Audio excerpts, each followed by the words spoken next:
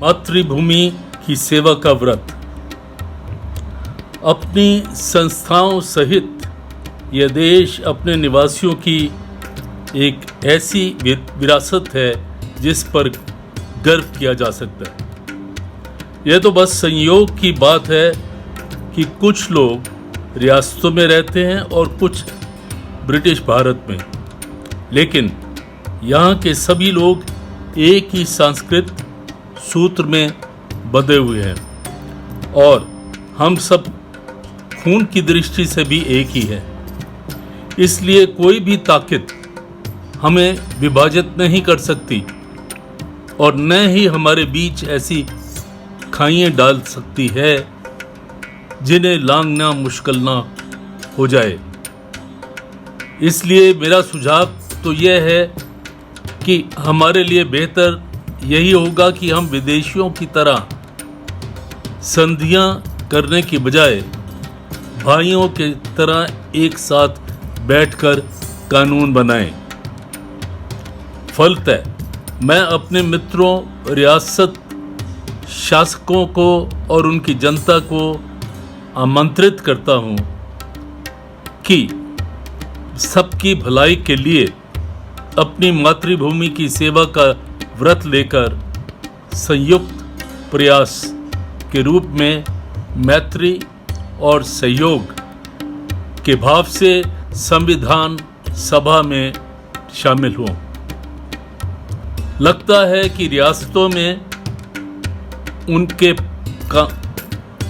कांग्रेस के प्रति कुछ रुख ठीक नहीं है। जो रुख अपनाया गया है उसके बारे में ऐसा लगता है काफ़ी गलतफहमी पैदा की गई है।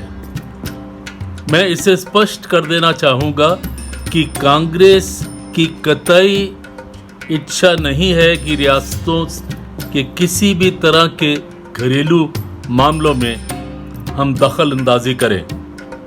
रियासती शासन का कोई भी दुश्मन नहीं है।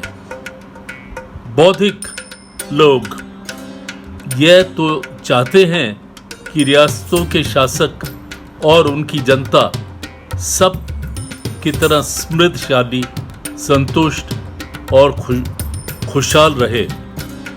और न ही मेरी नीति ऐसी होगी कि किसी प्रकार भी रियासतों के साथ इस नए विभाग के संबंध इस तरह के हो जाएं कि एक दूसरे पर आधिपत्य को बल मिले।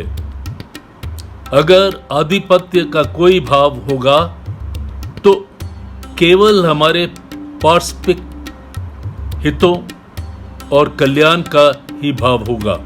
इसके अलावा हमारी और कोई भी नियत नहीं है और न ही हमारा कोई अपना स्वार्थ है। इसलिए हमारा सामान्य लक्ष्य यही होना चाहिए कि हम एक दूसरे के दृष्टिकोण को समझें, भली भांति जानें और अपने फैसलों पर पहुंचें जो सबको मान्य हो और देश के हित में हो। इसी उद्देश्य से मेरे विचार में ऐसी संभावना मैं ढूंढ निकालने की कोशिश कर रहा हूं जिससे कि नए विभाग के प्रशासन में के सहयोग से एक स्थायी सम्मति बनाई जाए जिसमें रियासतों का और ब्रिटिश भारत दोनों का प्रतिनिधित्व हो, रिप्रेजेंटेशन हो।